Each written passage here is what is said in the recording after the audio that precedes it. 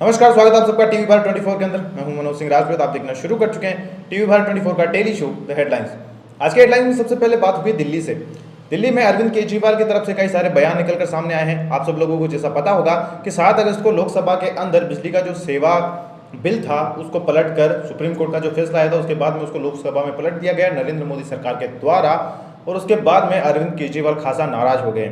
उन्होंने यहाँ तक कह डाला कि अब की बार अगर दिल्ली में चुनाव होंगे, मुख्यमंत्री तो बनेगा जो जनता चुनेगी, लेकिन जो सरकार रहेगी ओवरऑल वो मोदी जी की रहेगी, यानी सेंट्रल गवर्नमेंट की रहेगी, जिसकी वजह से दिल्ली के जो लोग हैं उनके जो वोटिंग पावर है वो पूरी तरीके से खत्म हो जाएगी।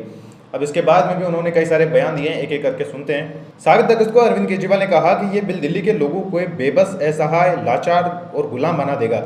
अंग्रेजों ने एक कानून बनाया, गवर्नमेंट ऑफ इंडिया एक्ट। उसमें लिखा था कि भारत में चुनाव तो होंगे लेकिन सरकार के पास में काम करने के लिए पावर नहीं होगी। लेकिन फिर संविधान बना और उसमें लिखा गया कि सरकार को लोगों के लिए काम करने की आज़ादी होगी। इस कानून ने दिल्ली के लोगों की आज़ादी छीन ली है। दिल्ली ने चुनाव तो होंगे लेकिन सरकार के पास में कोई भी शक्ति नहीं होगी। अब दिल्ली के लोगों की वोटिंग करने की कोई कीमत ही नहीं बची है। सुप्रीम कोर्ट ने भी कहा था कि भारत एक गणतंत्र है। प्रधानमंत्री ने सुप्रीम कोर्ट के आदेश को भी पलट दिया और उनके खिलाफ एक अध्यादेश लेकर आए, उसे अब कानून बना दिया। दिल्ली के लोग जो सरकार बनाएंगे लेकिन उसके चलाएंगे एलजी और मोदी जी। इसको देखकर लगता है ये काफ़ी ज़्यादा नाराज़ है। उसके साथ में उन्होंने और भी कई सारे बयान दिए, वो भी सुन लेते हैं। बीजेपी हम में से हार रही है। अब इन्हें लगा कि ये हमें नहीं हरा पाएंगे तो इन्होंने चोर दरवाजे से दिल्ली की सत्ता हथियाने की कोशिश की। दिल्ली के लोगों ने चिल्ला चिल्ला कर कहा है कि दिल्ली के काम में दखलंदाजी मत करो, लेकिन मोदी जी ने इतना अहंकार है कि वो जनता की भी बात नहीं सुनते हैं। नए कानून में लिखा है कि दिल्ली सरकार में जितने भी कर्मचारी हैं उनकी पॉलिसी केंद्र सरकार बनाएगी, यानी अब के प्रधानमंत्री बैठकर दिल्ली के चपरासी का काम भी देखेंगे। क्या इसके लिए उनको प्रधानमंत्री बनाया गया? ये काम में हमसे कंपटीशन नहीं कर सकते, इसलिए हमें काम करने से रोक रहे हैं। इसके अलावा भी उन्होंने और भी कई सारे बयान दिए, लेकिन ये मोटा मोटी उनका यही कहना है। कभी कभी तो मैं सोचता हूँ कि अरविंद केजरीवाल कितना दुखी आदमी है। हर प्रकार की समस्या बस इन्हीं के ऊपर आती है। जब दिल्ली के पास में इनकी खुद की गवर्नमेंट के पास फंड नहीं होते तो उसके बाद में इनके पास देने के लिए कोई भी जवाब नहीं होते। जैसे आप सब लोगों को पता होगा एक ब्रिज प्रोजेक्ट था और उसके बाद में एक रेलवे प्रोजेक्ट था, उन दोनों के लिए इनके पास में पैसा था ही नहीं। मैं केजरीवाल सरकार की बात कर रहा हूँ। और भी कई सारे इनके जो बयान हैं वो आते रहते हैं, लेकिन उनका कोई औचित्य निकलता है नहीं। ओवरऑल काम करने में केजरीवाल सरकार जहाँ तक मुझे लगता है विफल रही है कहीं ना कहीं। वहीं बात करें आगे तो वो निकल कर आ रही है जम्मू कश्मीर से। आप सब लोगों को पता होगा 1989 और 1990s के जो दशक थे उस टाइम पे कश्मीर के अंदर किस प्रकार की एट्रोसिटीज़ हुई थी। कई सारे हिंदुओं के नरसंहार हुए थे। अब कई रिपोर्ट्स कहती है कि 250 हिंदू ब्राह्मण मारे गए थे, कई लोग कहते हैं कि 300 मारे गए थे। कई सारे वीडियोस भी निकल के आए थे, याकूब मेनन के भी हमने वीडियो देखे थे। लेकिन असल में सच्चाई है क्या, इसके ऊपर कभी ना कोई कमेटी बैठी एक तरीके से, ना उसका कुछ इतना संतुष्टिजनक कोई रिजल्ट निकल कर आया। लेकिन मोदी सरकार ने फिर से ये सोचा है कि उस कमेटी को बिठाया जाए। एसआईए का गठन किया गया है जिसमें जो एक जज मारे गए थे टीकू चंद, उनके ऊपर वापस कार्यवाही होगी। उनकी मौत को लेकर कई सारे सवाल थे, उनका पर्दाफाश होने की कोशिश की जा रही है। बीजेपी गवर्नमेंट इसके ऊपर अपनी एक कमीशन बिठाई जा रही है। पूरी रिपोर्ट क्या है पहले वो सुन लीजिए। आज तक से जुड़े सुनील भट्ट की रिपोर्ट के मुताबिक जस्टिस गंजू की हत्या के पीछे बड़ी आपराधिक साजिश का पता लगाने के लिए एसआईए ने एक प्रेस रिलीज जारी किया है। इसमें इस मर्डर केस से जुड़े तथ्यों या हालातों से परिचित लोगों से आगे आने और जानकारी साझा करने की अपील की गई है। एजेंसी की ओर से कहा गया है कि जिसे भी इस घटना के बारे में कोई जानकारी है तो उसे साझा जरूर करे। उन्होंने ट्वीट भी किया था एसआई ने और उसके अंदर लिखा था कि करीब 3 साल पहले रिटायर्ड जस्टिस नीलकंठ गंजू की हत्या के पीछे बड़ी आपराधिक साजिश का पता लगाने के लिए एक प्रेस रिलीज जारी की गई है। हमने लोगों की घटना से जुड़ी जानकारी साझी करने की अपील की गई है। इसके साथ में एसआई पूरी तरीके से तैयारी करेगी कि उस टाइम पे यानी 1980 टाइम में क्या हुआ था कश्मीर के अंदर।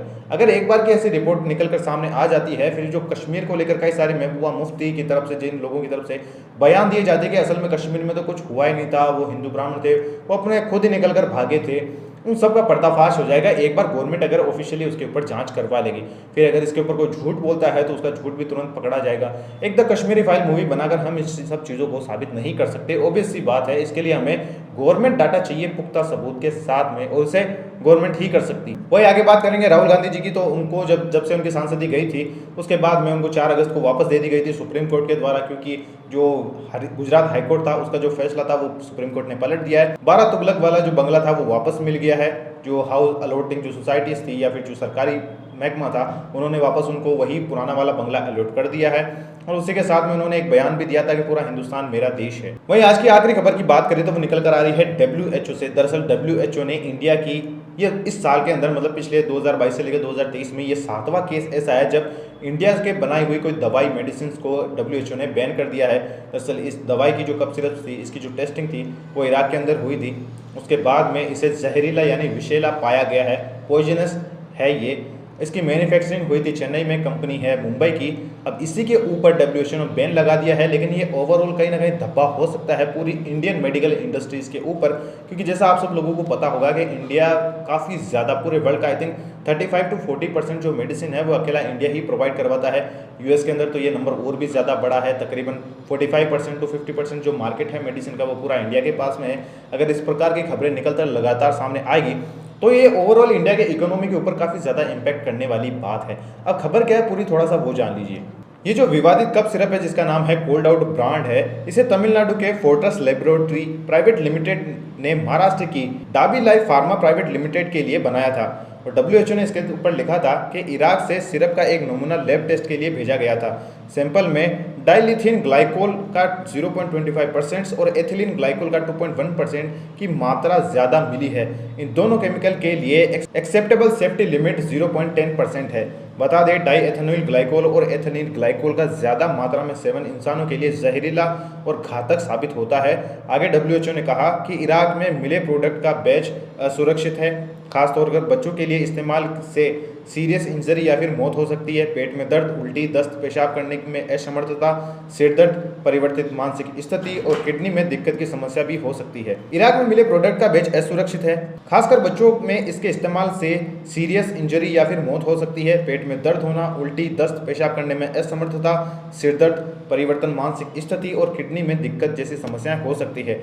रिकमेंड कर सकता है कि आप इसका इस्तेमाल न करें। अगर आपका या आपके किसी जानने वाले का इसने इस्तेमाल किया है तो साइड इफेक्ट देखते ही तुरंत मेडिकल एडवाइस ज़रूर लें।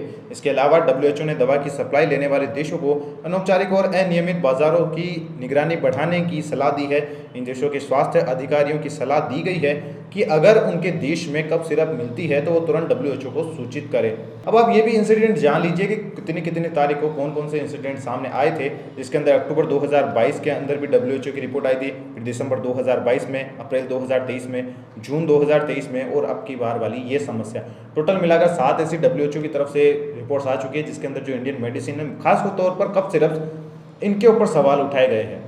आज के वीडियो में इतना ही। मैं मिलता हूँ फिर आपसे कल एक और वीडियो के साथ में। तब तक देखते रहिए TV भारत 24। जय हिंद, जय भारत।